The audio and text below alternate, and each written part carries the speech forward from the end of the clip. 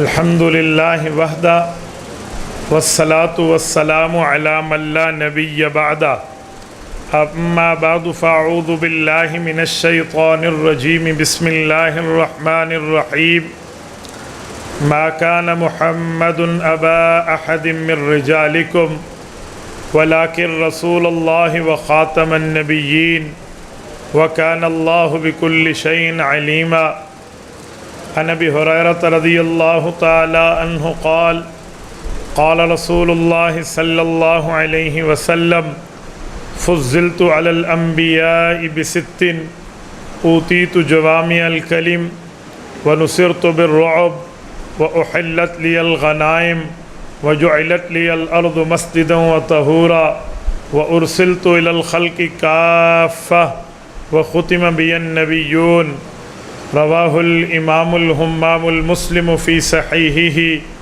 صدق اللہ العظیم وبلغنا رسولہ النبی الامی الکریم ونحن علی ذلک لمن الشاہدین والشاکرین والحمد للہ رب العالمین۔ معزز دوستو، آج 28 اگست 2022 بروز اتوار ہے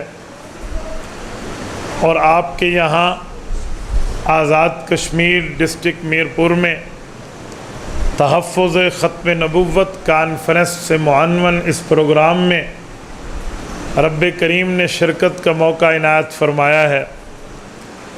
میں عین اس وقت میں آپ سے گفتگو کر رہا ہوں جس وقت ہمارا وطن عزیز ملک پاکستان سیلاب کی زد میں ہے۔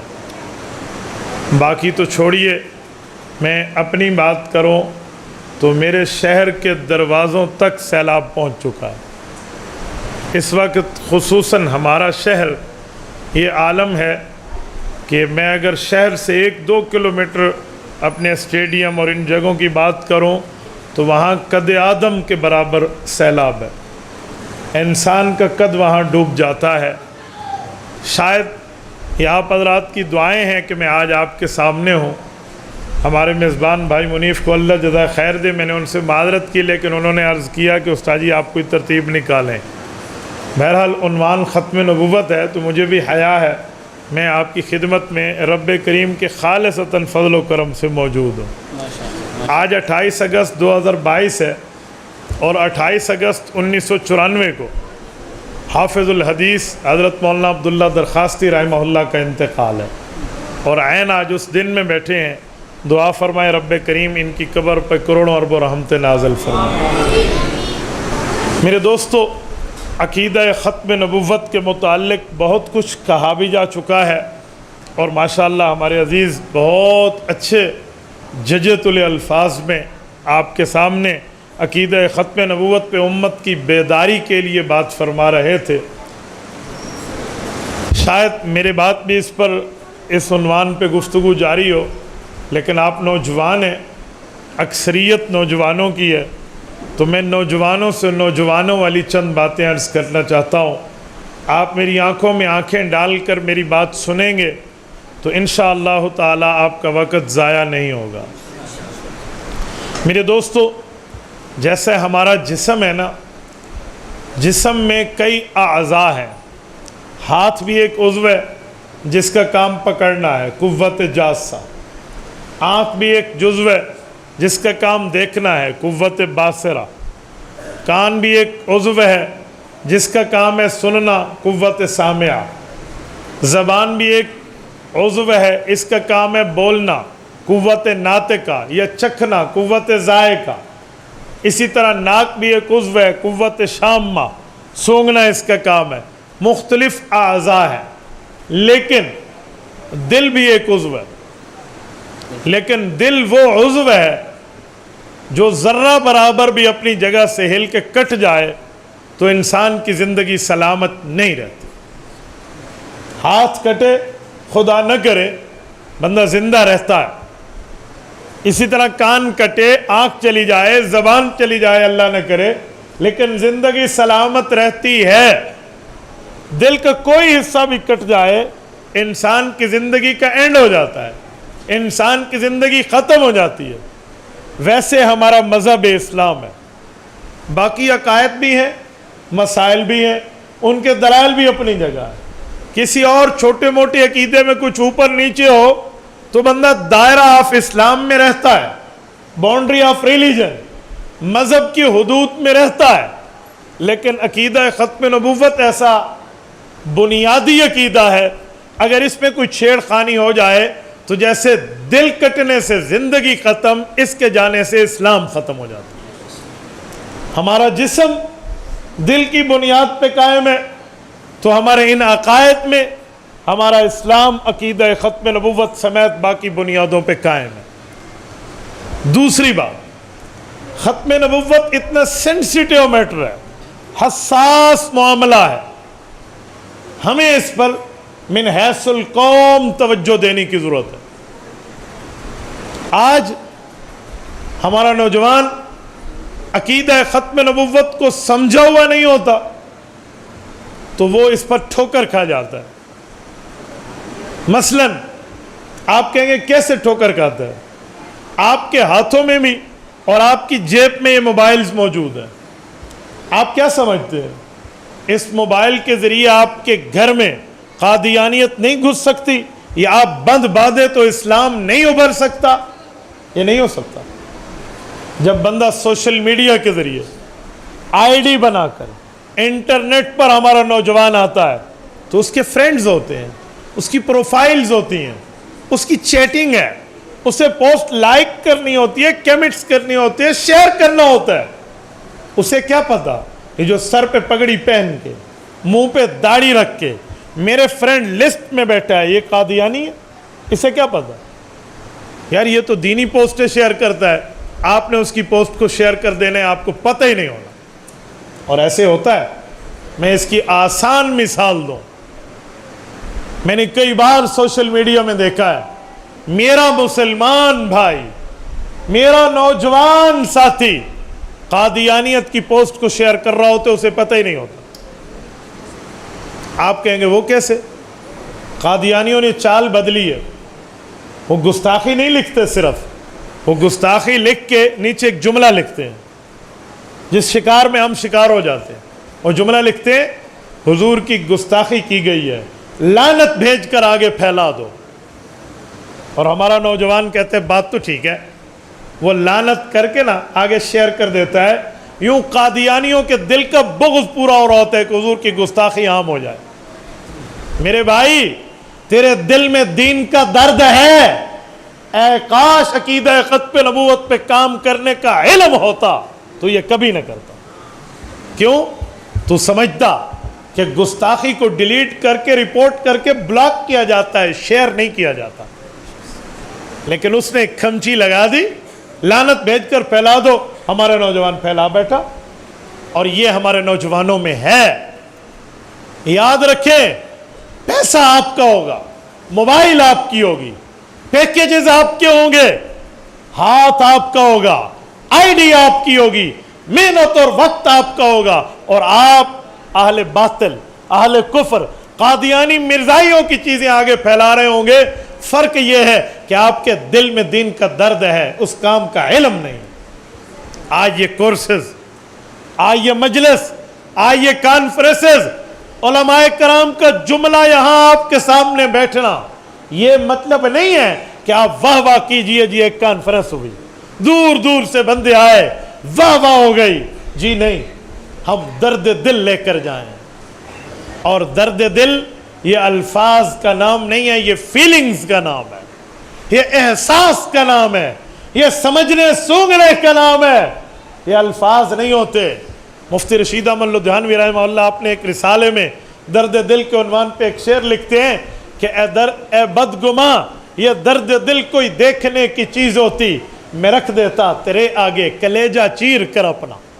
تو درد دل سمجھا جاتا ہے. تو میرے دوستو, آج قادیانیت کی ریشہ دوانیوں سے بچیو, اور تب جب آپ اس کے لیے خود کو تیار کریں گے. ابھی بھائی کہہ رہے تھے نا کہ مجمع میں کوئی کھڑا ہو کر کہے میں وکیل ہوں, میں تحفظ کروں گا.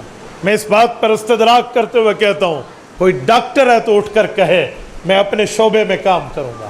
کوئی تاجر ہے تو اس پر اٹھ کے کہے میں تجارت میں کام کروں گا. کوئی اسکول کا استاذ ہے تو کہے میں 0 پیریڈ میں اگرچہ طلبہ کو سمجھانا پڑا میں سمجھاؤں گا. کوئی صحافی ہے تو کہے میں قلم کار ہوں، پترکار ہوں، میں اپنے قلم کو اسلام اور ختم نبوت کے لیے وقف کروں گا. کوئی اسٹوڈنٹ ہے تو کہے میں جو بھی ہوں سب کچھ بعد میں ہوں، رسول اللہ کا غلام پہلے ہوں. سمجھے؟ یہ درد دل دوسرے نمبر پہ میں آپ کے سامنے رکھ رہا ہوں. نمبر 3، میں چند دن قبل سرگودا تحصیل سلا والی مرکزی عیدگاہ میں ہزاروں کا مجمع تھا. تحفظ ختم نبوت کے عنوان پہ گفتگو کرتے ہوئے وہاں میں نے نوجوانوں کو ایک جملہ کہا. میں نے کہا میں تم سے نہیں پوچھتا تم کس سیاسی جماعت سے تعلق رکھتے ہو، مجھے پوچھنے کی ضرورت نہیں ہے. اینی ون پارٹی، تم کسی سیاسی جماعت سے ریلیٹڈ ہو، تم کس کو ووٹ اور سپورٹ کرتے ہو، مجھے فی الحال اس سے ایشو نہیں ہے. میں جس عنوان پہ بیٹھا ہوں میں تمہیں دعوت فکر دیتا ہوں کہ تم مسلمان پہلے ہو، سیاسی جماعت کے ممبر بعد پہ، رسول اللہ کے غلام پہلے ہو اور بعد میں اپنے نظریات رکھتے ہو جو سیاسی نظریات ہیں. اپنی قیادت پر نظر رکھیے، اپنے لیڈرز پر نظر رکھیے، اپنے بڑوں پر توجہ رکھیے. کہیں ایسا نہ ہو سفید انگریز میرے بڑے کو خرید چکا ہو اور وہ مجھے اسلام کے نام پہ کفر دے رہا ہو. کہیں ایسا نہ ہو. یاد رکھیں قادیانیت ہم میں بندے خریدے گی، انہیں لالچ دے گی، پیسوں کا، عہدے کا، لڑکی کا، جاہو جلال کا، کسی چیز کا بھی. وہ جس پنجرے میں پھنسے گا پھر اس سے وہی کام لیا جائے گا. تو ہمیں دیکھنا چاہیے، ہمیں سمجھنا چاہیے. کیوں؟ امام ابن تیمیہ رحمہ اللہ کی طرف ایک منسوب قول ہے، فرماتے ہیں کہ شیر اسلام کے بنو، لیکن یاد رکھنا شیر جب جنگل میں سوتا ہے ایک آنکھ کھول کے سوتا ہے. کیا مطلب؟ کیا نیند میں اس کی دائیں آنکھ بند اور بائیں کھلی ہوتی ہے؟ جی نہیں، شیر تو دونوں آنکھیں بند کر کے سوتا ہے. تو ایک آنکھ کھول کے سونے کا مطلب نوجوانوں میں تمہاری غیرت پہ ناک کر رہا ہوں، دستک دے رہا ہوں. ایک آنکھ کھولنے کا معنی ہر کسی کو اس ترازو میں دیکھو کہ یہ محمد کریم کا وفادار ہے تو میں اس کا ہوں، غدار ہے تو میں اس کے مقابل ہوں. تم جس سیاسی جماعت سے ہو ذرا توجہ رکھنا، تیرے فنڈز، تیرے مالیات، تیری تگ و دو، تیری شبانہ روز محنت کس معاملے پہ چل رہی ہے. تو میرے دوستوں میں آپ کو بھی یہی دعوت فکر دیتا ہوں، تو اس معاملے میں توجہ رکھیں. نمبر 4، یہ بات ذہن میں رکھیں، خصوصاً میرے کالجز کے اسٹوڈنٹس، یونیورسٹیز لیول تک کے طالب علم بھائیو، ایک بات ذہن میں رکھنا. آج اہل باطل اپنے منہ کھول کے بیٹھا ہوا ہے، وہ ہر قسم کا لالچ دے گا اور آپ کو آپ کے علماء سے، دین کے وفاداروں سے، دین کے چوکیداروں سے متنفر کرے گا. اور جب کسی قوم نے اپنے چوکیدار سے نفرت سیکھ لی اس قوم کی چوری ہونا یقینی ہوا جاتا ہے. مجھے ایک نوجوان ملا ہے کالج یونیورسٹی لیول کا، مجھے کہتے ہیں مولانا بڑے اچھے مسئلے سناتے ہو، بڑی اچھی بات کرتے ہو، ایک بات ہے تم میں اگر اعتراض برداشت کر پاؤ تو کروں. میں نے کہا بڑے کھول کے، دل کھول کے، بڑے خوش ہو کر پوچھیے کیا پوچھنا ہے.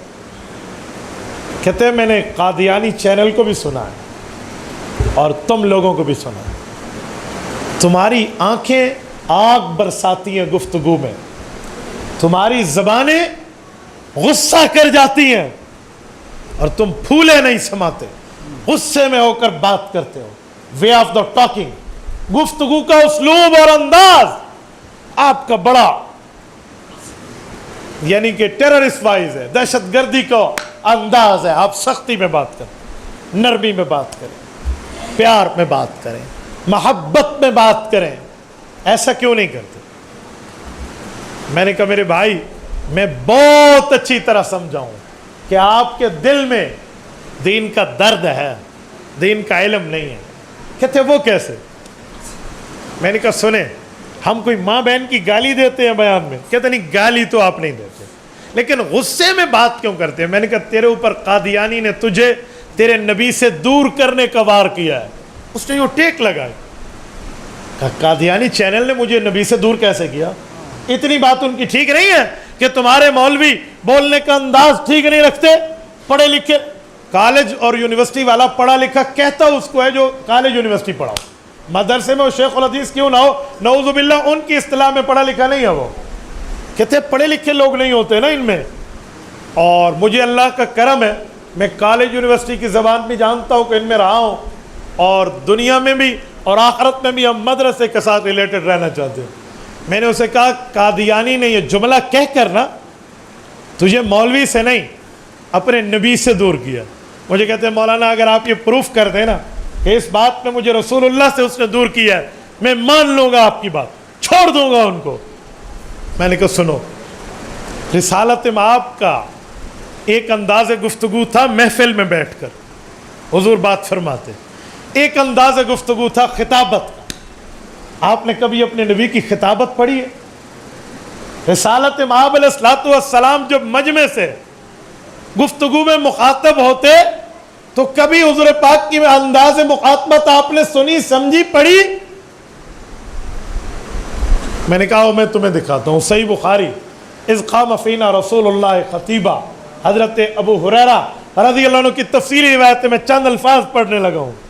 فرمایا جب رسول اللہ خطابت فرماتے، احمرت عینا، آنکھیں مبارک سرخ ہو جاتی، وَعَلَا صَوْتُهُ، رسول اللہ کی آواز عام انداز میں قدرے بلند ہو جاتی، وَاشْتَدَّ غَضَبُهُ، حضور پاک کا غصہ سخت ہو جاتا، كَأَنَّهُ مُنذِرُ جَيْشٍ، جیسے وہ ایک لشکر سے ڈرا رہے ہوں، صبحکم ومساکم، جو صبح یا شام تم پہ حملہ آور ہو جائے گا۔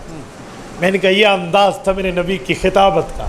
اور مولوی نبی کا وارث ہے، العلماء ورثۃ الانبیاء، علماء کو یہ انداز وراثت نبوت میں ملا ہے۔ اگر وہ گفتگو میں آنکھیں ان کی غصہ دکھا رہی ہوں، انداز ان کا اس طرح ہو، تو اس کو ان پڑھی سے تعبیر کرتا ہے، یہ تو انہیں رسالت مآب سے بطور توریث ملا ہے۔ اس نے کہا مجھے ریفرنس دیں، حدیث دکھائیں، میں نے کھول کے سامنے رکھا۔ اس نے جب دیکھا مجھے کہا مولانا اللہ جانتا ہے، میری ماں کے پیٹ سے جب میں پیدا ہوا مجھے آج پہلی مرتبہ جھٹکا لگا ہے کہ اپنی عقل پہ نہیں اپنے بڑوں کی سوچ پہ چلنا۔ آج ہم کیا کہتے ہیں، میں کوئی پاگل ہوں، میرا عقل نہیں ہے، مجھے سمجھ نہیں آتی، میں بہت اچھی طرح سمجھتا ہوں، گھاٹ گھاٹ کا پانی پیا، ہم نے ہر چیز کو دیکھا ہے، مجھے پہلی مرتبہ سننا ہے۔ میں نے کہا بھائی اس میں قصور ہمارا ہے یا آپ کا؟ بس آپ بیٹھے ہیں اپنے گھر میں چینل کو لائک کر کے، قادیانی کے گروپ کو لائک کر کے بیٹھے ہیں، پیج کو فالو کر کے بیٹھے ہیں، تو سنیں سوئمر جو ہوتا ہے، تیراک جو ہوتا ہے، اسے تیراکی سے نہیں روکا جاتا، لیکن اتنا کہا جاتا ہے کہ بھائی سوئمنگ پول میں چھلانگ لگانی ہے تو پہلے سوئمنگ سیکھ تو لو، اور تیراک بننا ہے پہلے تیراکی سیکھ تو لو۔ تو جب وہ تیراکی سیکھ لیتا ہے پھر سمندر میں بھی چھلانگ کیوں نہ لگا لے، وہ پھر تیر سکتا ہے۔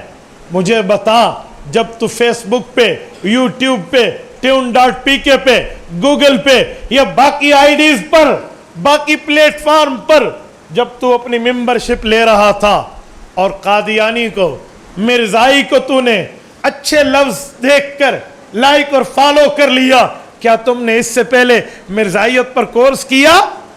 ماہرین کے پاس آئے، کچھ وقت دیا، کچھ 24 گھنٹے تیرے پاس ہیں، 1 گھنٹہ نکالا، یا اسے اہمیت ہی نہیں دی، ویلیو ہی نہیں دی؟ تو میرے بھائی یاد رکھنا، جب بلوں میں ہاتھ مارو گے تو کہیں ضروری نہیں ہے پتھر ہو، کہیں سے سانپ بھی ڈس لیتا ہے۔ اور میں نے کہا سن، اگر آج تیرے اس مرض کا بر وقت علاج نہ ہوتا تو شاید تو آگے چل کے آج مولوی، کل پیغمبر کے صحابہ اور صحابہ سے نبی پر بد اعتماد ہو جاتا۔ یہ سیڑھی چلی، یہ تیرے لیے ایک سیڑھی کی ترتیب ہوئی ہے. آج تو پہلے قدم سے فرسٹ سٹیپ سے واپس ہوا ہے, لیکن ہو سکتا تھا تو آگے جا کر پہ واپس نہ ہوتا. تو میرے دوستو, یہ تیسری گزارش میں نے آپ کی خدمت میں رکھی ہے. آؤ میں چوتھی بات پیش کرنے لگا ہوں.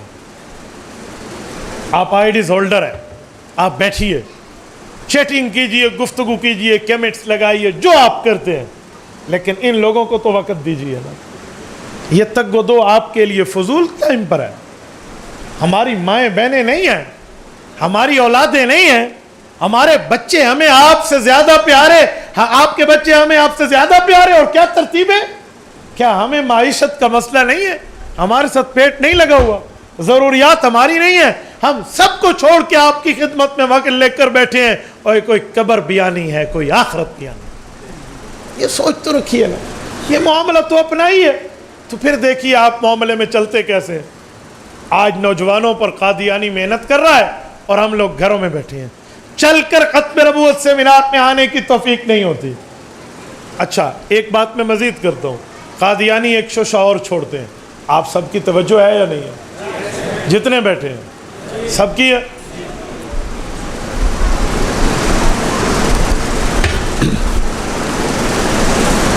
قادیانی ایک شوشہ اور چھوڑتے ہیں.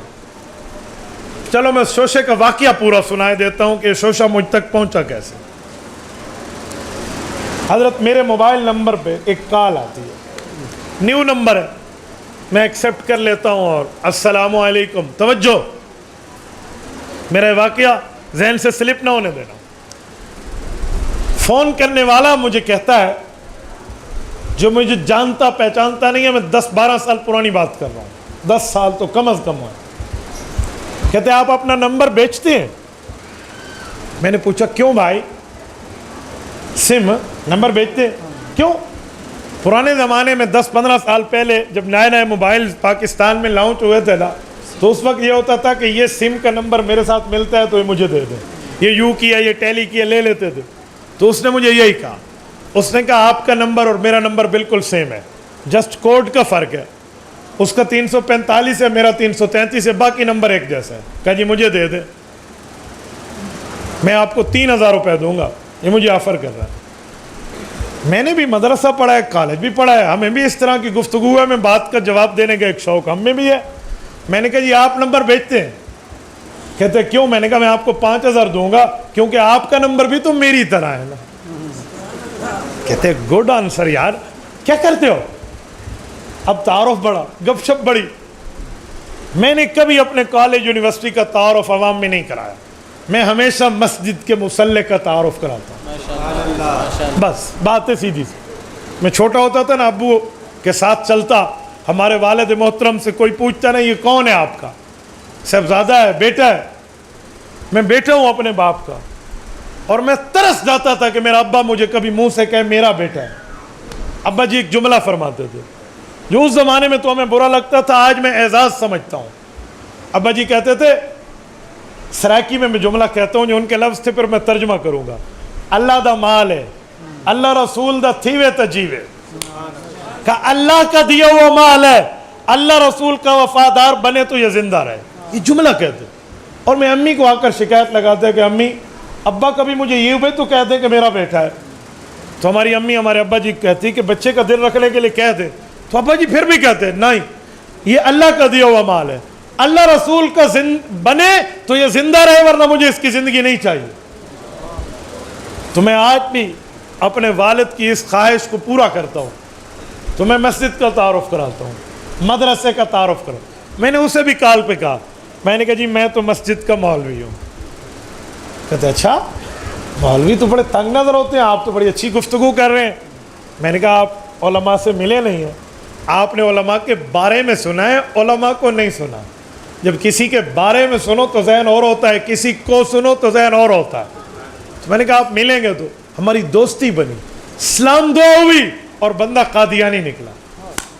جو میں سنانا چاہتا ہوں, جو عنوان بتانا چاہ رہا ہوں وہ یہی ہے. پہلی ملاقات میں اس نے ایک سوال کیا, اور میں نے اس کے حلیے کو دیکھا. وہ بالکل کلین شیو ہے, اور ICIT department of Gomal university کے اسٹوڈنٹ ہے. اور اس کا سوال بتا رہا ہے کہ کوئی ڈوری پیچھے ہلا رہا ہے. ورنہ اس جیسا سوال تو اسٹوڈنٹ لائف میں اور اس طرح کے لڑکے تو نہیں کرتے. میں نے اس سوال کا جواب دیا. پتہ ہے سوال کیا تھا؟ مجھے کہنے لگا ایک بات تو بتائیں. میں نے کہا جی. کہتے تم کہتے ہو مولویوں کا فیض زندہ رہتا ہے, ولی اللہ کا فیض چلتا ہے. میں نے کہا جی ہاں. کہتے ہیں نبوت کا فیض سوکھ گیا ہے, ولی کے فیض سے بندہ ولی بنتا ہے, قاری کا فیض ملے تو بندہ قاری بنتا ہے, حافظ کا فیض ملے تو بندہ حافظ بنتا ہے. نبی پاک کا فیض ملے تو بندہ نبی کیوں نہیں بنتا؟ کیا نبی کا فیض سوکھ گیا ہے؟ بتاؤ. ICIT ڈپارٹمنٹ کا لڑکا یہ سوال کرتا ہے, اسٹوڈنٹ آف یونیورسٹی سے یہ بات ہے. بہرحال مجھے سمجھ آئی. میرے جماعت میں 4 ماہ لگے, ہمیں ہمارے اکابر سمجھاتے تھے پہلے دل لو پھر دن لو. کسے دن لینے ہو نا, یہ ریمنڈ کی زبان کہہ رہا ہوں, پہلے دل لیتے ہیں. تو گھر ایک بندہ چل کے آئے تو خندہ پیشانی سے ملیے, چاہے کافر ہی کیوں نہ ہو. میں نے اسے کہا بیٹا بات یہ ہے, مجھے یہ بتاؤ اللہ تعالیٰ کا بھی کوئی فیض ہے؟ کہتے ہے. میں نے کہا اگر ہم اللہ کے راستے میں چلیں تو اللہ بن جائیں گے. فی سبیل اللہ, ان دا وے آف گاڈ, اللہ تعالیٰ کا راستہ, اللہ کے راستے. بھائی تو کہتا ہے شہید کے راستے پہ چل کے شہید کا فیض ملا, شہید بنا. عالم کے راستے پہ چلا, عالم کا فیض ملا, عالم بنا. حافظ کے راستے پہ چلا, حافظ بنا, حافظ کا فیض ملا. ولی کے راستے پہ چلا, ولی بنا. تو سوال ہے نبی کے راستے پہ چل کے نبی کیوں نہیں بنا؟ میں پوچھتا ہوں اللہ کے راستے پہ چل کے اللہ کیوں نہیں بنا جا سکتا؟ کہتے واہ یار یہ تو آپ نے میرے سوال پہ سوال کر دیا. ہاں اللہ کا فیض خشک تو نہیں ہے, لیکن اللہ دوسرا نہیں بن سکتا. میں نے کہا کیوں؟ کہاں لکھا ہے؟ کہتے قرآن میں. میں نے کہا اسی قرآن میں لکھا ہے دوسرا نبی بھی نہیں آ سکتا.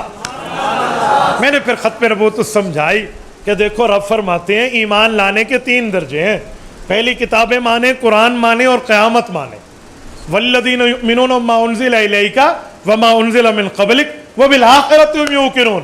تورات انجیل زبور مانو, قرآن مانو, پھر قیامت مانو. میں نے کہا اگر حضور پاک کے قرآن کے بعد کوئی اور کتاب ہوتی تو اللہ وما انزل من بعدک اتارتے, قیامت نہ کہتے. حضور کی بات کر کے اللہ نے قیامت کی بات کی ہے. پتہ چلا حضور کے بعد قیامت آ سکتی ہے, نیا نبی نہیں آ سکتا. میں نے اسے عوامی انداز میں جیسے کالج والے کا دماغ تھا اس طرح سمجھایا.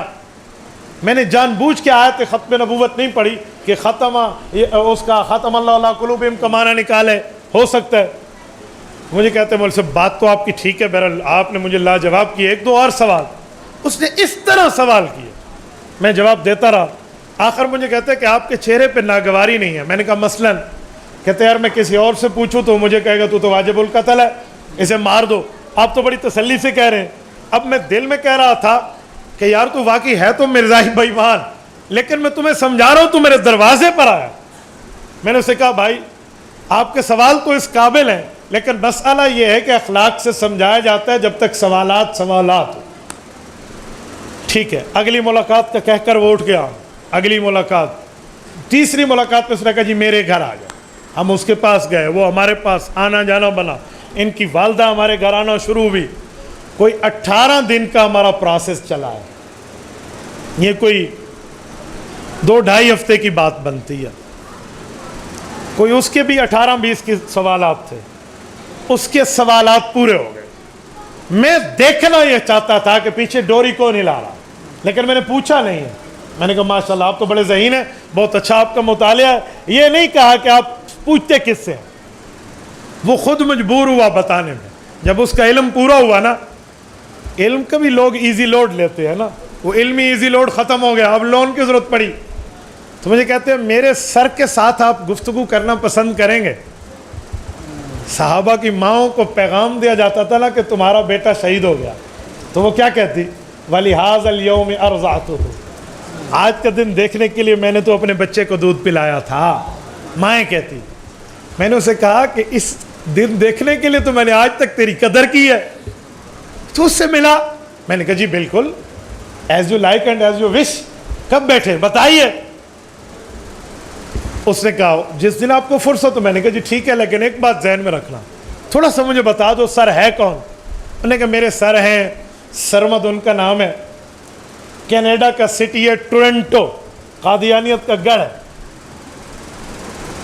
ٹورنٹو میں رہتا ہے، اور مجھ سے اس کی لائیو چیٹ ہو رہی ہے، ہماری ملاقات نہیں ہے، مجھے کینیڈا کا ویزا بھی آفر کر چکا ہے، ہو سکتا ہے میں چند دن کے بعد اس کے پاس چلا جاتا، لیکن آپ نے جو مجھے ابھی سمجھایا تو مجھے 100% مرزائیت سے آپ واپس لا رہے ہیں۔ تو میں چاہتا ہوں کہ ایک مرتبہ آپ میرے سامنے اس کو لاجواب کریں، تاکہ جو مجھے حق الیقین ہو چکا ہے مجھے عین الیقین بھی ہو جائے، آنکھ سے پتہ چلے۔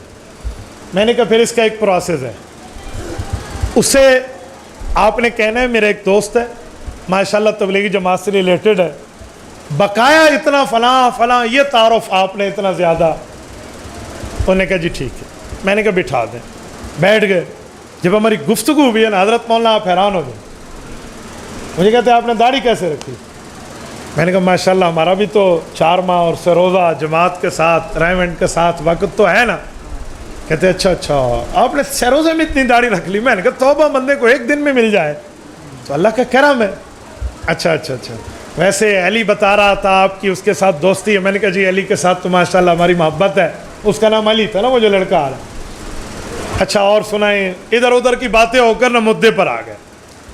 مجھے کہتے ہیں میں نے اسے بہت سی چیزیں سمجھائی ہیں، نبوت کیا ہے، نبوت کا معنی نبعٌ ہے، اور نبوت کے 5 شرطیں ہیں۔ اللہ تعالیٰ انسان کو دیتا ہے، اعلیٰ درجے کا انسان ہوتا ہے، ذو وحی ہوتا ہے، گناہ سے پاک ہوتا ہے، اور اللہ تعالیٰ اس کو امت میں چنتا ہے، اور اس طرح کی فضیلتیں سنا، اور یہ پھر نعوذ باللہ مرزے پہ فٹ کر رہا تھا۔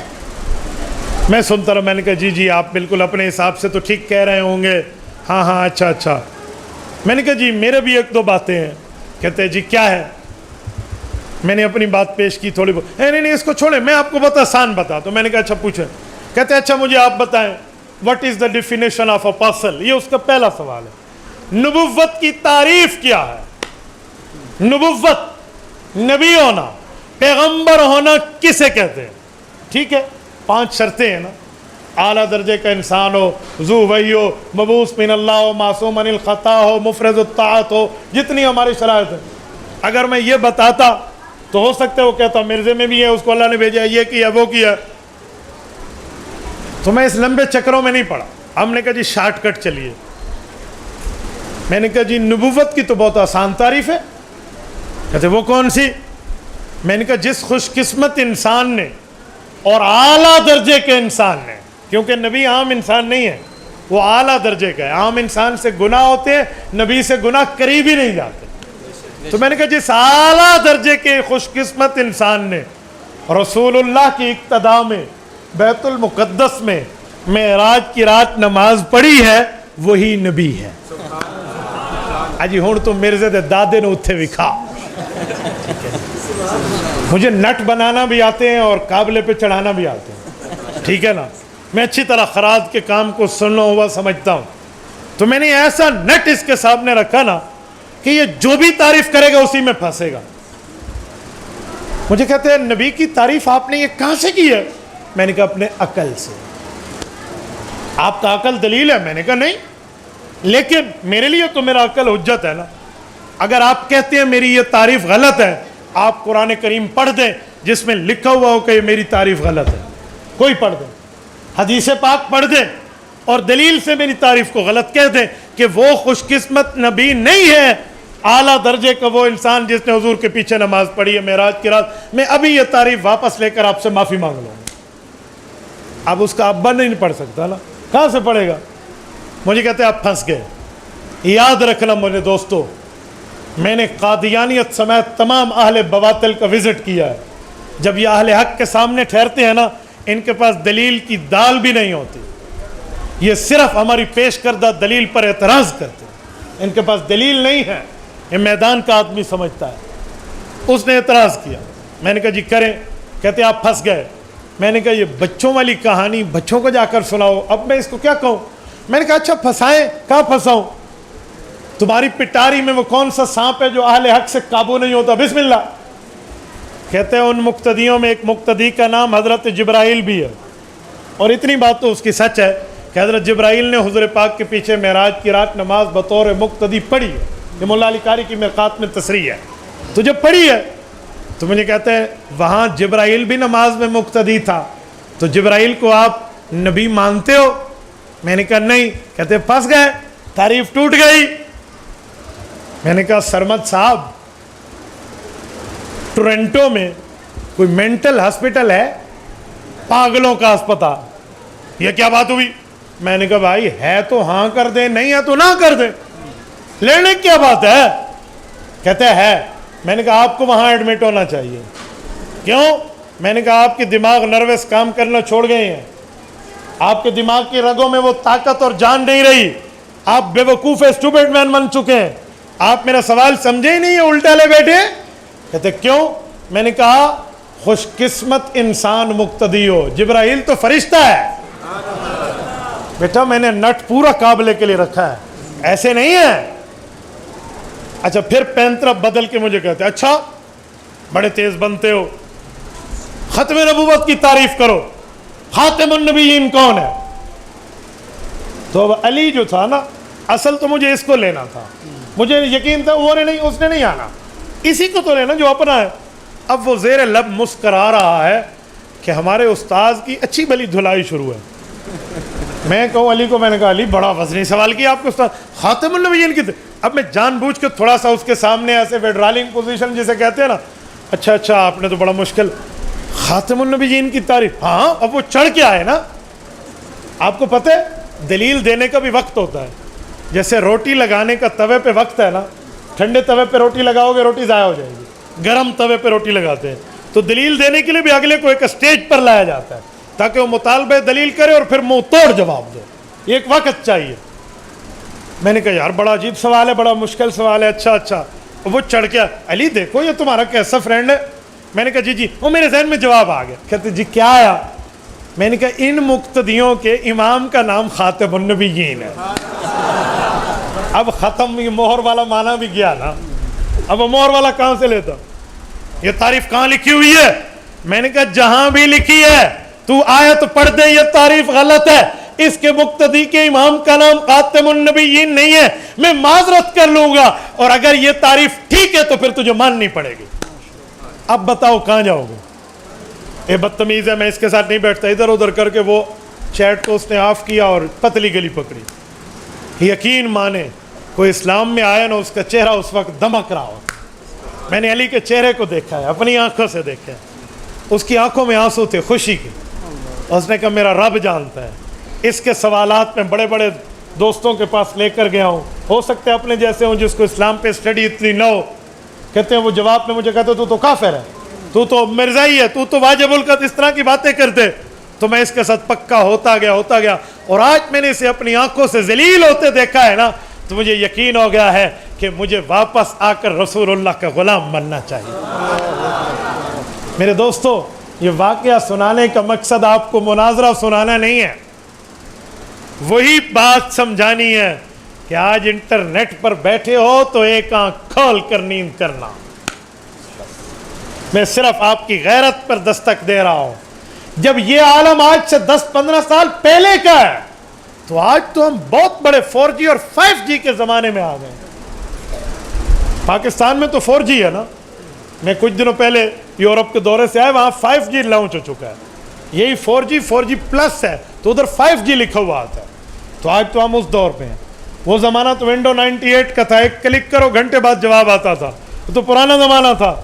آج کل تو جو سلائیڈ سے آپ کو سمجھایا جا رہا ہے، تو آج مرزائیت کتنی تیز ہو گئی ہوگی، ان کی محنتیں کہاں پہنچی ہوگی، اور ہمارا نوجوان سردار اور پٹھان کے لطیفے شیئر کر رہا ہے۔ ہمارا نوجوان ایک دوسرے کی فلم اسٹار کی تصویریں اور ایک دوسرے کے اوپر مذہب سے ہٹ کے صرف سیاسی چوٹ کر رہا ہے، اور یہاں بیٹھا ہوا ہے۔ ہم کہاں بیٹھ رہے ہیں؟ ہماری محنتیں کہاں ہیں؟ ہمارا معیار کہاں پہنچا ہے؟ آج کافر کو بھی دیکھو اور ہمیں بھی دیکھو۔ میرے دوستو، یہ میں نے 5ویں بات آپ کو سمجھائی، اور سنیں میں 6ٹھی بات بطور دلیل آپ کی خدمت میں وہ آیت اور وہ حدیث پیش کر رہا ہوں جو میں نے خطبے میں پڑھی ہے۔ سنیں، ختم نبوت پر آپ نے بات سمجھانی ہو تو آؤ یوں سمجھاؤ۔ قرآن کریم سورت نمبر 33 سورت احزاب آیت نمبر 40، ما کان محمد ابا احد من رجالکم، رسول اللہ مردوں میں کسی کے باپ نہیں ہیں، والد نہیں ہیں۔ کیوں؟ حضور پاک کے بچے بچپن میں فوت ہو گئے، ٹھیک، ولیکن رسول اللہ، لیکن اللہ کے رسول ہیں، وخاتم النبیین، اور آخری نبی ہیں۔ یہ تین باتوں کا آپس میں ربط کیا ہے؟ چلو یہ مولویوں کا لفظ ہے، آپس میں ان تین باتوں کا relation, reference to the contact, سیاق اور سباق سے تعلق کیا ہے؟ مردوں میں کسی کے باپ نہیں لیکن رسول ہیں، ان کا آپس میں جوڑ کیا ہے؟ یہ اللہ نے کیوں اتارا؟ سنیں، آیت کو سمجھنا ہو تو بیک گراؤنڈ سمجھو، جسے کہتے ہیں شان ورود، شان نزول سمجھو۔ رسالت میں آپ کے بیٹے فوت ہوئے، کافروں نے کہا اس کی نسل آگے نہیں چل رہی، تو لہٰذا آج بات کر رہا دین کی، شریعت کی، ایمان کی، اسلام کی، تو کتنی دیر کرے گا؟ کچھ عرصہ کرے گا، نعوذ باللہ یہ نبی فوت ہو جائے گا تو اس کی بات بھی فوت ہو جائے گی، اس کی اولاد نہیں ہے جو آگے لے کر چلے۔ تو رب نے اس سوچ پہ تردید فرمائی، رد کیا، فرمایا ما کان محمد ابا احد من رجالکم، مردوں میں تو کسی کے والد نہیں، لیکن تمہیں خوش ہونے کی، تمہیں بغلیں بجانے کی ضرورت نہیں ہے، ولیکن رسول اللہ، کیونکہ یہ نبی اللہ کا رسول ہے، اور ایک باپ ہوتا ہے اپنے بیٹے کا درجہ ابوت کا ہے کہ ابو ہے، تو ابو کی بات بیٹے لے کر چلتے ہیں، ابوت یہاں نہیں ہے تو نبوت ہے، ولیکن رسول اللہ، اور نبی کی اولاد اس کی امت ہوتی ہے، اور اپنے بیٹے ہوتے تو 2 4 5 10 ہوتے، کب تک چلتے، کب تک زندہ رہتے، کب تک معاملہ لے کر آگے ہوتے، لیکن اس کے اپنے بیٹے تو نہیں، ولیکن رسول اللہ، لیکن یہ ابوت کے بجائے نبوت کے درجے پہ فائز امت کے نبی ہے، اور نبی امت میں اصل ہے، امتی نبی کی ایمانی نسل ہے، تو اس کی اپنی نسل نہیں، ایمانی نسل ہے جو اس کی بات کو لے کر بہت آگے لے جائے گا۔ یہ جوڑ ہے، ما کان محمد ابا احد من رجالکم ولکن رسول اللہ۔ اوکے، جوڑ سمجھ آ گیا، لیکن وخاتم النبیین کا کیا مطلب؟ یہ کون سا جوڑ ہے؟ جواب ہے کوئی کافرو، اگر تم یہ سوچو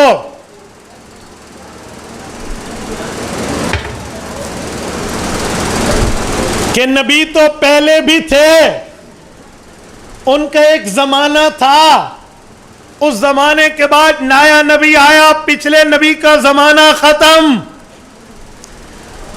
اس کی کتاب ختم، تو حضور پاک نبوت میں اصل، ایمان میں امت نسل، لیکن ایک وقت آئے گا اس کی بات بھی ختم، پھر نئی پیغمبری شروع ہوگی۔ اے کافرو، تمہیں اس پہ خوش ہونے کی ضرورت نہیں ہے، وخاتم النبیین، یہ آخری نبی ہے، قیامت تک اس کی باتوں کو لے کر امت چلتی رہے گی، یہ ہے وخاتم النبیین۔ تو یہ جوڑ سمجھائیں، عوام کو بتائیں، مسئلہ حل ہو جائے۔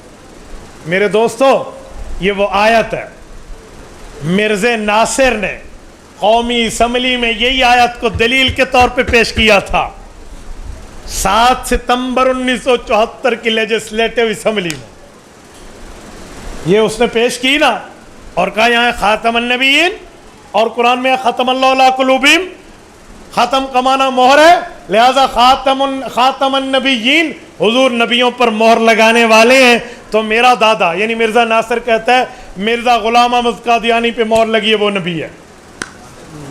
اس وقت پوری امت ایک طرف تھی اور قادیانی ایک طرف تھے۔ قائد ملت اسلامیہ، مفکر اسلام حضرت مولانا مفتی محمود، اللہ اس کی قبر پہ کروڑوں اربوں رحمتیں نازل فرمائے، اس کی قیادت میں اس وقت دیوبندی، بریلوی، اہل حدیث، پوری امت موجود تھی، سب موجود تھے، اور مفتی صاحب اس قیادت کو لیے ہوئے معاملے کو لے کر چل رہے تھے۔ تو جو مفتی صاحب نے رد کیا ہے نا، ہے تو تفصیل میں ان میں سے ایک جملہ دیتا ہوں۔ مفتی صاحب نے فرمایا، اٹارنی جنرل صاحب، ہم جواب میں ایک ہی بات کہتے ہیں کہ یہ آیت ہم پہ بھی نہیں اتری اور نہ میرے باپ خلیفہ صدیق پہ اتری اور نہ اس کے باپ مرزا طاہر مرزا بشیر الدین محمود اور مرزا قادیانی پہ بھی نہیں اتری. آیت اتری ہے حضور پہ, سنی ہے حضور کے صحابہ نے. چلو حضور کے صحابہ کے دروازے پہ, صحابہ سے پوچھ لیتے ہیں اس آیت کا مطلب مہر ہے یا اس آیت کا مطلب آخری ہے. جو صحابہ کہہ دیں, جس کے حق میں کہہ دے وہ سچا. جب یہ بات حضرت مفتی محمود رحمۃ اللہ علیہ نے کی نا تو قادیانی تل ملا اٹھا اور اس کا چہرہ دیکھنے والا تھا. پہلے چہرے پر 11:45 بجے, پھر 12, پھر 12:15, پھر 12:30 بجے. علماء بیٹھے, میں ایک اشارہ کرتا ہوں. آیت قرآن کی ہو, تشریح نبی کا صحابی کرے گا. بات حضور کی ہو, ساری آیت قرآن کی ہو, تشریح نبی کریں گے. اور بات حضور کی ہو, تشریح حضور کا صحابی کرے گا. یہ اصول لے لو تو فرقہ واریت ذبح ہو جائے. جی ہاں, یہ اصول لے لو نا, پیٹ سے بنے ہوئے دلیلیں دفن ہو جائیں, اہل حق کا مذہب واضح ہو جائے. یہ ایسا اصول ہے. تو مفتی صاحب نے یہ اصول پیش کیا اور کہا چلو حضور کے دروازے پر. اسے کہو میں تمہیں چیلنج کرتا ہوں, رسالت مآب کی پوری زندگی میں کوئی ایک تشریح دکھا دو حضور اس کا معنی کریں کہ یہ آخری نہیں ہے تو یہ پیش کرے, اور اگر اس کے بعد نہیں ہے تو ہم پیش کرتے ہیں. وہ کہاں پیش کرتا؟ مفتی صاحب نے مسند البزار کھول کے سامنے رکھی.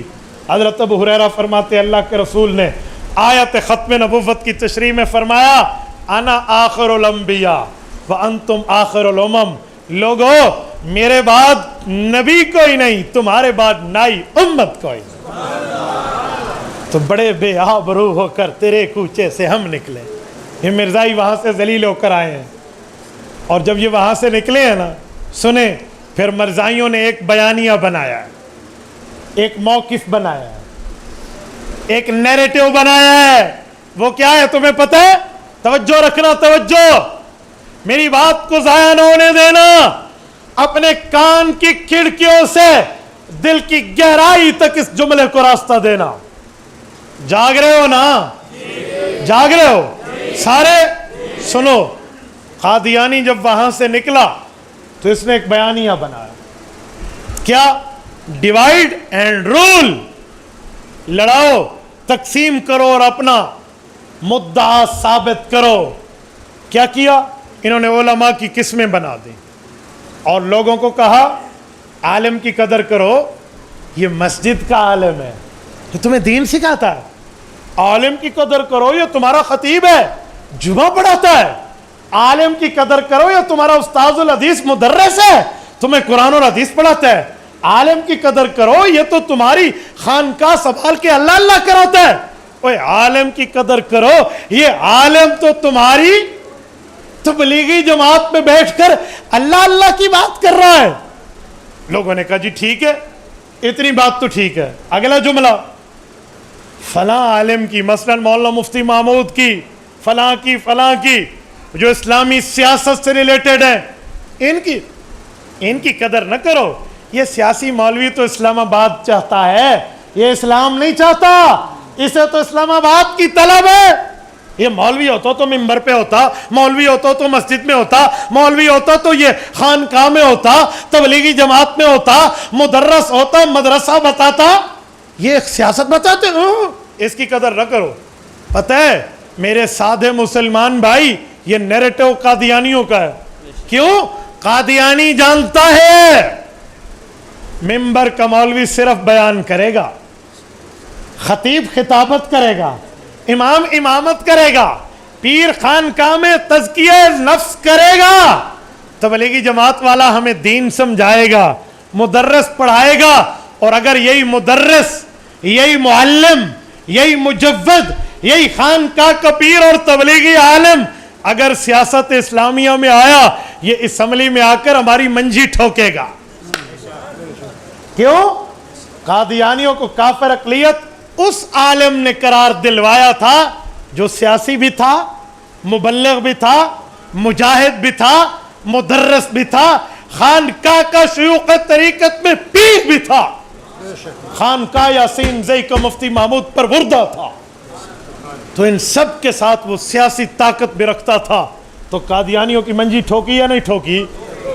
صرف قادیانیوں کی پاکستان میں نہیں، پوری دنیا میں ٹھوک دی ہے اس نے. ٹھیک ہے، تو اسی لیے انہوں نے کہا ان کی قدر نہ کرو. اور میرا سادہ نوجوان آج علماء کو ڈیوائیڈ اینڈ رول پہ چل رہا ہے، یوں نہیں ہے. عالم نبی کا وارث ہے، وہ ممبر پہ ہو یا وہ اسمبلی میں ہو، وہ نبی کا وارث. اس لیے اپنے علماء سے دینی معاملے کی رہنمائی لیتے رہنا، اپنے علماء سے کبھی پیچھے نہ ہٹنا. عالم کے لیے لوگ کہتے ہیں فلاں بد عمل ہے، سنو، عالم بد عمل بھی ہو، درخت پھلدار نہ ہو نا، سوکھا ہو، سائے کا کام پھر بھی دیتا ہے. اللہ نہ کرے جب علماء سر سے ہٹ گئے نا تو پھر پتہ چلے گا کہ ہمارے ساتھ کیا ہوتا ہے. میرے دوستو، اب عطا اللہ شاہ بخاری رحمہ اللہ نے قبر سے اٹھ کے نہیں آنا، اب غلام غوث ازاروی نے قبر سے اٹھ کے نہیں آنا، اب مفتی محمود نے نہیں آنا. اب اپنی قیادت پر اعتماد کرنا سیکھو. تو میں اسی لیے کہنا چاہ رہا ہوں، علماء نبی کے وارث ہیں اور وہ دین سمجھاتے ہیں. اب قادیانیوں نے علماء سے عوام کو کاٹنے کی سازش رکھی ہے. جی نہیں، تم جس سیاسی جماعت میں رہو لیکن علماء سے محبت کا تعلق اور یقیناً رکھنا علماء کے ساتھ. اور ایک جملہ مزید بھی کہوں، سنو، عالم ہے تو وہ عالم تمہاری دینی بھی اور دنیاوی بھی رہنمائی کرے گا. عالم نہ ہو، ہم اس کا تعاون کریں اسلام کے نام پہ جس کو دین کے ٹکے کا بھی نہیں پتا، اور اس سے توقع رکھیں وہ اسلام نافذ کرے گا. جو اسلام کو جانتا نہیں ہے وہ اسلام نافذ کرے گا. تو میرے دوستو، قادیانیوں کی منجی ایک سیاسی عالم نے ٹھوکی تھی، اس لیے انہوں نے نیریٹو بنایا، اس عالم کو مانو، اس کو نہ مانو. نہیں، ہم نبی کے وارث کو ہر جگہ مانیں گے. مانو گے؟ آگے چلیں. جو میں نے حدیث خطبے میں پڑھی، اب اس کا ترجمہ سنیں. صحیح مسلم کتاب الفضائل، حضرت ابو ہریرہ فرماتے ہیں اللہ کے رسول نے فرمایا فضلت علی الانبیاء بست، رب نے مجھے 6 چیزوں میں وہ فضیلت دی ہے جو اور کسی کو نہیں دی. خصوصی مقام. وہ کیا؟ اوتیت جوامع الکلم.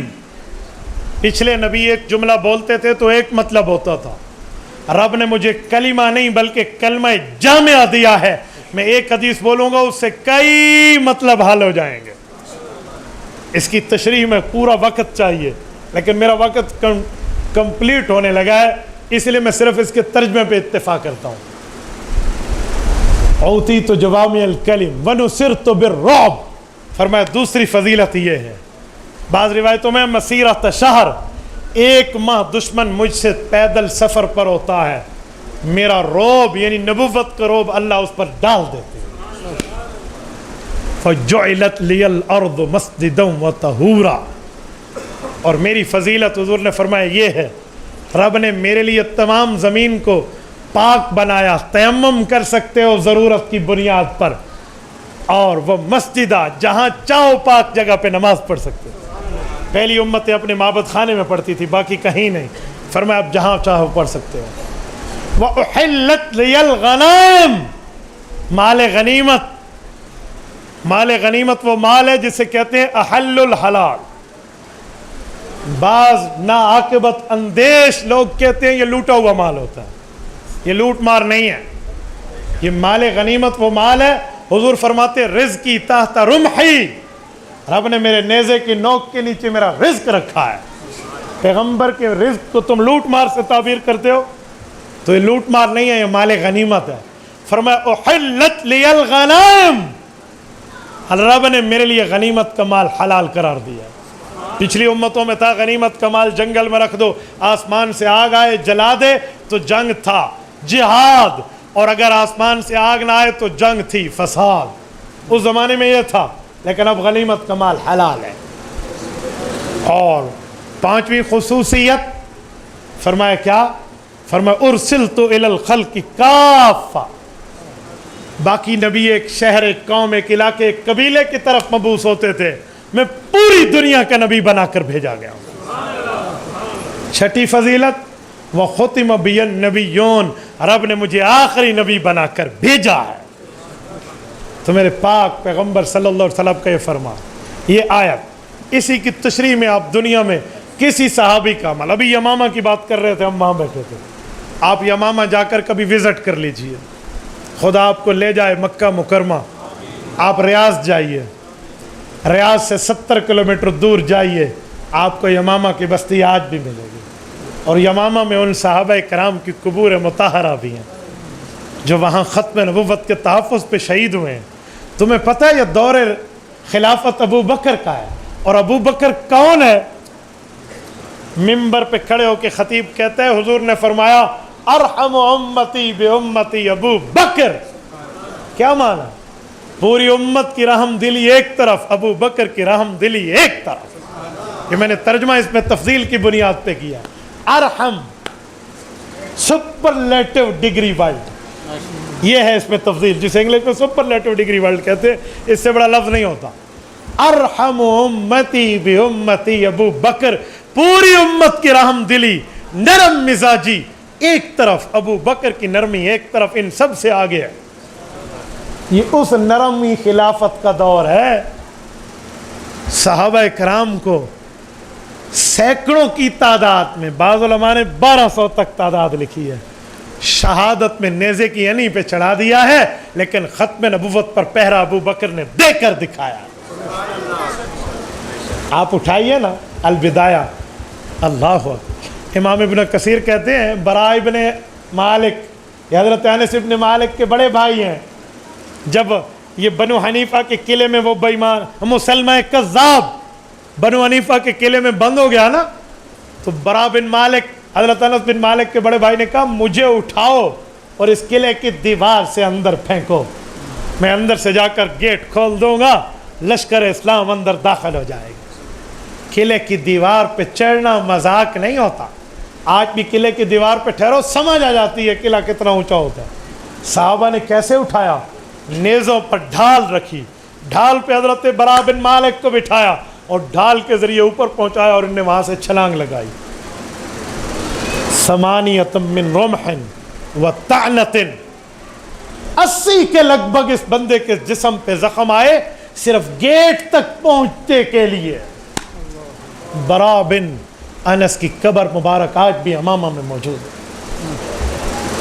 میں ابھی کچھ عرصہ قبل سعودیہ سے آیا ہوں اور یمامہ میں اس نیت سے جانا چاہ رہا تھا، میں اس سفر میں جا نہ پایا کہ میں ان قبور پہ جا کے ذرا اس وقت کو تو مستحضر کروں. صحابہ کرام رسول اللہ کی ختم نبوت پہ پہرا دیتے، اپنے بچوں کی محبت نہیں دیکھی، بیویوں کا پیار نہیں دیکھا، ماؤں کی مامتا کو اور باپ کی شفقت کو رسول اللہ کی محبت پہ قربان کیسے کیا. یہ وہ لوگ ہیں جب قلعے کا دروازہ کھلا نا اور لشکر اندر داخل ہوا تو مسلمہ کا سر لے کر اسلام کا لشکر باہر آیا. میرے دوستو، آج اخلاق کی باتیں کرنے والوں، ختم نبوت کے لیے اخلاق قادیانیوں میں درس دیتا ہے. وہ یہ نہیں دیکھتا کہ جب یہ مسلمہ مدینہ آیا تھا، صحیح بخاری کتاب المغازی میں موجود ہے، وفد بنی حنیفہ کی آمد کے تحت موجود ہے. حضرت عبداللہ ابن عباس رضی اللہ عنہما راوی ہیں، حضور پاک کے ہاتھ میں وفی یدہ جریدہ وہو ینکت، حضور پاک کے ہاتھ میں چھڑی مبارک تھی، زمین پر یوں لکیر مار رہے تھے. اس مسلمان نے کہا میں ایمان لاتا ہوں تاکہ آپ اپنے بعد میری نبوت کا فیصلہ کر لیں. حضور پاک علیہ السلام نے فرمایا مسلمہ توبہ کر لے، ورنہ میں تمہیں اس جگہ میں دیکھ رہا ہوں جہاں تیرے لیے اللہ نے فیصلہ کیا ہے. اور اپنی چھڑی کو اٹھایا اور یوں فرمایا سنو انکا لا خلق عظیم کی بات کر کے نبوت کی ایک سائڈ پیش کرنے والوں، چھڑی کو اٹھا کر فرمایا مسلمہ تو نبوت کی بات کرتا ہے، تو اس مسئلے پر شرط رکھ کے ختم نبوت کا انکاری بن کے مجھ سے ایک چھڑی مانگے گا، میں یہ بھی تمہیں نہیں دوں گا. یہ گھر پہ آئے مہمان کے ساتھ گفتگو ہے. انکا لا خلق عظیم کا یہ معنی نہیں ہے تم نبوت کی تاج نبوت پر ہاتھ ڈالو اور مسلمان ہاتھ پہ ہاتھ دھرے تمہیں اخلاق کے ایک بھاشن پر بیٹھے رہے. یوں نہیں ہے. یوں صحابہ کرام نے کام کیا. تو آج غیرت کے دروازے پر دستک دے کر کہہ رہا ہوں کشمیر والوں، کشمیریوں میں تمہاری غیرت کو جھنجھوڑنے آیا ہوں. میں نے کہا میرا علاقہ سیلاب سے ڈوبا ہوا ہے، میں نے سیلاب زدگان میں ابھی پہنچنا ہے، اور میری پوری ٹیم اس پر کام کر رہی ہے۔ راستے میں مسلسل، یہ میرے لڑکے گواہ ہیں، راستے میں ہماری گاڑی میں مسلسل ہماری فون کی گھنٹیاں بج رہی تھی، اس جگہ یہ پہنچائیں، اس جگہ یہ پہنچائیں، اس جگہ یہ۔ اللہ جانتا ہے میں نے سفر تمہاری غیرت کے دروازے پہ دستک کے لیے کیا۔ بتاؤ ختم نبوت پر کام کرنے والے بنو گے یا نہیں بنو گے؟ ایسے نہیں، آپ کی غیرت سے مجھے جواب چاہیے۔ تم میں کوئی کالج کا لڑکا ہو، اسکول کے اسٹوڈنٹ ہو، دکاندار ہو، وکیل ہو، جج ہو، ڈاکٹر ہو، پرنسپل ہو، صحافی ہو، جس فیلڈ سے ریلیٹڈ ہو، وہ اپنے میدان میں اپنی محنتوں کو اور اپنی لگن اور تگدو کو ختم نبوت کے لیے وقف کرے گا یا نہیں کرے گا؟ مجھے غیرت سے جواب چاہیے۔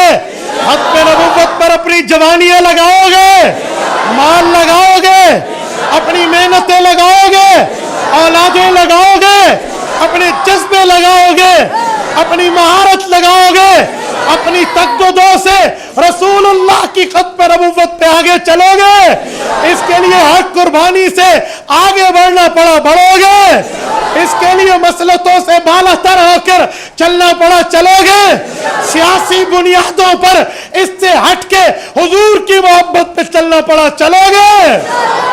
اللہ تعالیٰ آپ کو روح میں خوش و خرم رکھے۔